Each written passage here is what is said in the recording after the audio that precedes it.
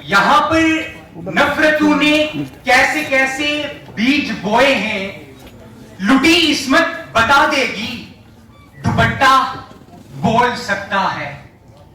حکومت کی توجہ چاہتی ہے یہ جلی بستی، عدالت اگر چاہے تو ملبہ بول سکتا ہے۔ ہزاروں کرسیاں اس ملک پہ لاشوں پہ رکھی ہیں، یہ وہ سچ ہے جسے جھوٹے سے جھوٹا بول سکتا ہے۔ یہ وہ سچ ہے جسے جھوٹے سے جھوٹا بول سکتا ہے۔ صدر علی وقار ایوان نے پیش کردہ عنوان جمہوریت کا نقاب تھا۔ جب جب میرے دماغ میں جمہوریت لفظ آتا ہے تو مجھے اس دنیا کے الگ الگ ممالک میں ہونے والے الگ الگ خواب دکھائی دیتے ہیں۔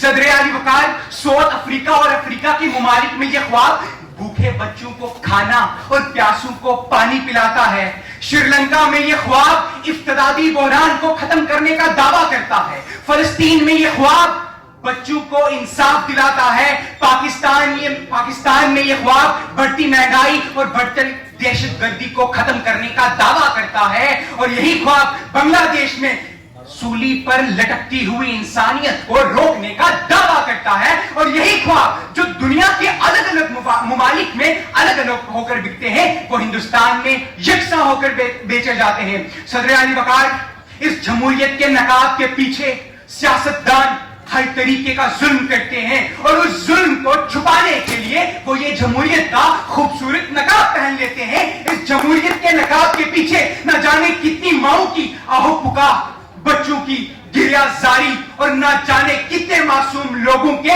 خون کے دھبے ہیں۔ صدر علی وقار جمہوریت کا نقاب جب میں امریکہ میں ہٹاتا ہوں تو مجھے 2003 میں امریکہ عراق پر حملہ کرتا ہے تو OBR کے رپورٹ کے مطابق صرف 4 سالوں میں 4,60,000 معصوم لوگوں کو قتل کر دیا جاتا ہے۔ صدر علی وقار کئی مائیں اپنے بیٹوں کو کھو دیتی ہیں، کئی بچے اپنے خواب کھو دیتے ہیں، اور ایک پورے ملک کو قبرستان بنا کر رکھ دیا جاتا ہے۔ صدر علی وقار یہی جمہوری نقاب جب میں فرانس میں ہٹاتا ہوں تو مجھے اقلیتوں پر ظلم ہوتے ہوئے دکھائی دیتا ہے۔ ان کے کھانے اور پینے تک پر پابندیاں عائد کی جاتی ہیں، لوگوں کے حقوق کو پائمال کیا جاتا ہے۔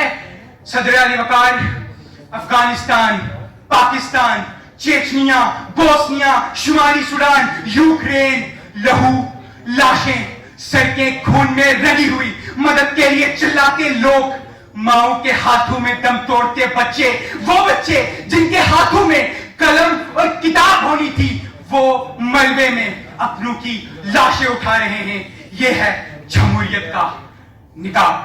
پلیٹو نے کہا تھا کہ اگر ایک انسان انتخابات جیت جاتا ہے اس سے یہ تو ثابت ہو جاتا ہے کہ وہ مشہور ہے، مگر اس سے یہ کیسے ثابت ہوتا ہے کہ وہ ایک حکومت چلا سکتا ہے؟ تو بعض اوقات ایسا ہوتا ہے جو لوگ ہم پر خاندانی نظام سے حکومت کرتے تھے، ہم پہ ظلم کرتے تھے، وہ لوگ اب ہم پر جمہوری نظام سے حکومت کرتے ہیں، ظلم کرتے ہیں۔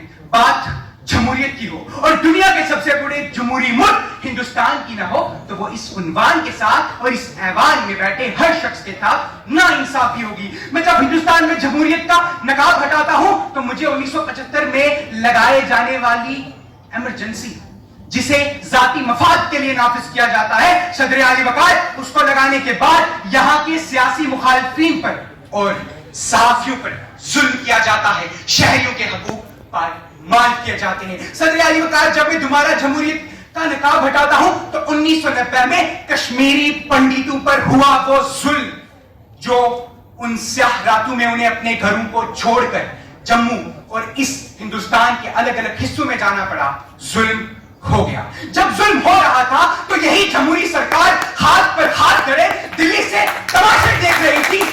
علی وقار ظلم ہو گیا، کشمیری پنڈتوں پر فلمیں بن گئی، سیاست ہو گئی۔ 1990 کے بعد آج تک جموں کے پرکھو اور نوگرتا کیمپ میں کشمیری پنڈت گھر جانے کی راہ دیکھتے ہیں، اپنے انصاف کے لیے جگہ جگہ بھکاری بنے پھرتے ہیں، لیکن کچھ कुछ नहीं होता।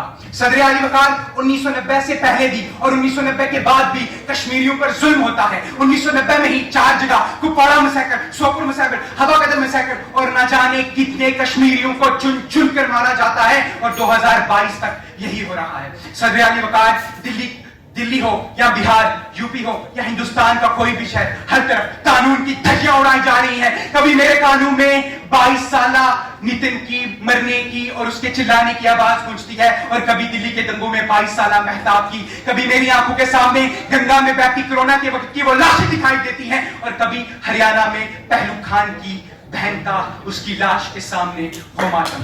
सदर आली वकार, जब मैं इस जमहूरियत के नकाब को हटाने का सोचता हूं तो मेरे जहन में सहाफत आती है और मुझे हिंदुस्तान में चंद घोड़ियों पर बिकते सहाफी नजर आते हैं और जब कोई इसे हटाने की कोशिश भी करता है तो उसे गोली लंकेश की तरह गोलियों से छल्ली कर दिया जाता है, मार दिया जाता है, या कोई बच जाए तो फिर उसे जिंदान में डाल दिया जाता है। हमें अपने गिरेबानों में झांकना होगा कि इन लोगों को इक्तदार पे बिठाता कौन है, हम इन लोगों को इतनी ताकत कौन देता है।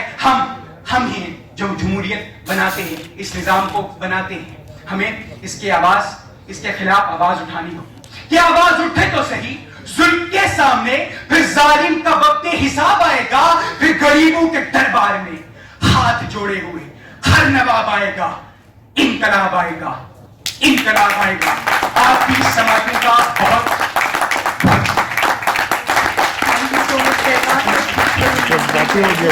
I would now like to invite Anushka Shekhar.